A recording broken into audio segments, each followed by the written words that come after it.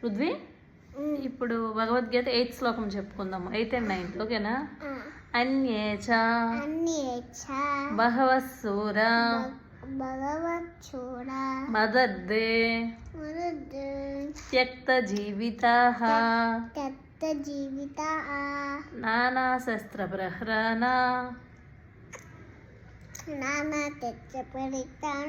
Survey యుద్ధ విశారదః.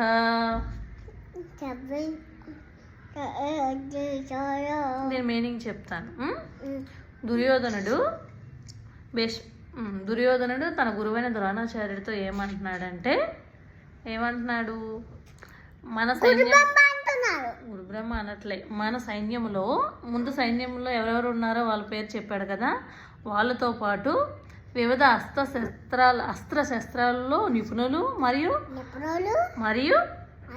నా కోసం వాళ్ళ ప్రాణాలనే అర్పించగల వీరులు కూడా మన సైన్యంలో ఉన్నారు అని గురువర్య అని దుర్యోధనుడు చెప్తున్నాడు.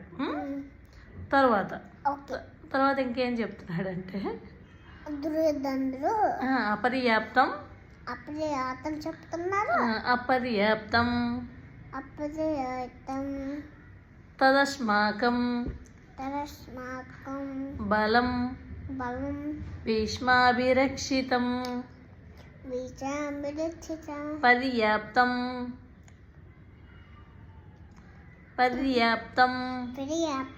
త్వదమేతేషం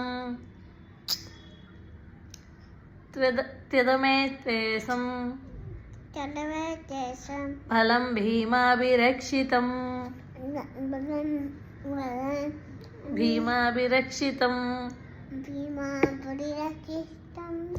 అంటే ఏంటంటే దుర్యోధనుడు చాలా అహంకారి కదా, అంటే ఏం మాట్లాడుతున్నా అర్థం కావట్లేదు, అందుకని అపర్యాప్తం అంటే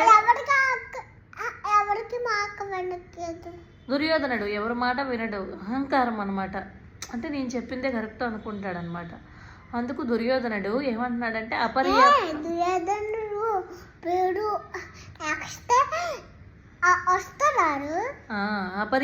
అంటే అపరిమితమైన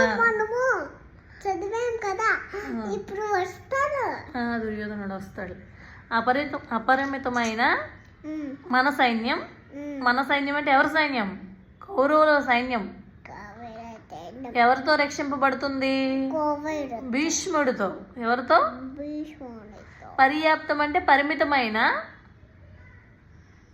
పాండవుల సైన్యం ఎవరితో రక్షింపబడుతుంది? భీముడితో. ఎవరితో రక్షింపబడుతుంది? అప్పుడు ఆ దుర్యోధనుడు అలా చెప్తున్నాడు, అపరిమితమైన మన సైన్యం భీష్ముడితో రక్షింపబడుతుంటే పరిమితమైనటువంటి ఆ పాండవుల సైన్యము ఎవరితో రక్షింపబడుతుంది?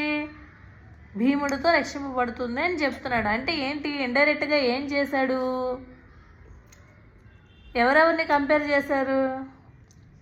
భీష్ముడిని భీముడితో కంపేర్ చేశాడు. అంటే భీష్ముడు ఎక్కడ, భీముడు ఎక్కడ? భీష్ముడు చాలా గొప్పవాడు కదా, మూర్ఖుడు కాబట్టి దుర్యోధనుడు వాళ్ళిద్దరిని అహంకారంతో కంపేర్ చేస్తాడు. ఓకేనా? సరే అయితే